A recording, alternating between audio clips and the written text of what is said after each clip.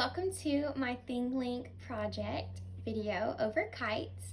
I chose the kite for this technology project because as a kid I used to love flying kites and I had so much fun with them, but I've never actually made one and I didn't know any of the history of them. So I thought it would be a super fun idea to really dig into them and see what they're all about.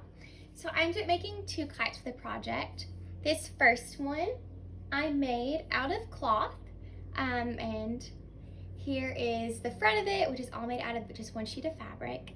And then I put it together in the back by using dowel rods that I glued in the middle and then used embroidery twine to reinforce them.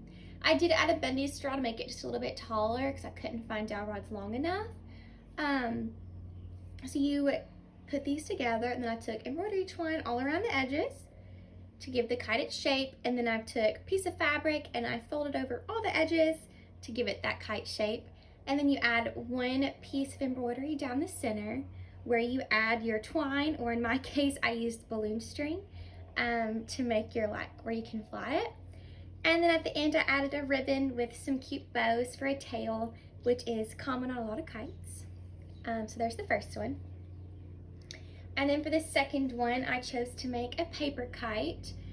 This paper kite I made out of cardstock, and then I put a cute pattern of tissue paper over top of it to kind of give it a cute factor. The back of it's the same way. You take two dowel rods, you glue them together, and then I reinforced them with some embroidery twine.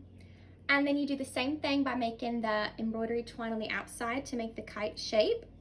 Only in this case, instead of folding over the paper, I chose to instead tape it, so you can see like the clear tape through it. I thought that was gonna be easier for the paper kite, and I thought it might help it hold it together better, where you can't really fold this one over as cleanly. Then I added, again, this extra piece of embroidery twine, where you tie your string to so that you can actually fly the kite. And then I added cute little ribbon at the bottom for a cute tail. The paper one I think would be super fun for elementary schoolers. I think they have a great time making it. So a little bit of significance about the kite. The kite was developed in China, where it was used for a lot of military tactics and used by generals. But for now, why it's relevant for us is the kite was actually a big helper with developing our weather knowledge and then developing all of our modern flying and flight and aviation, which is super neat to think that those things could be started by a little kite. So I hope you enjoyed this video and learned lots about kites. Bye!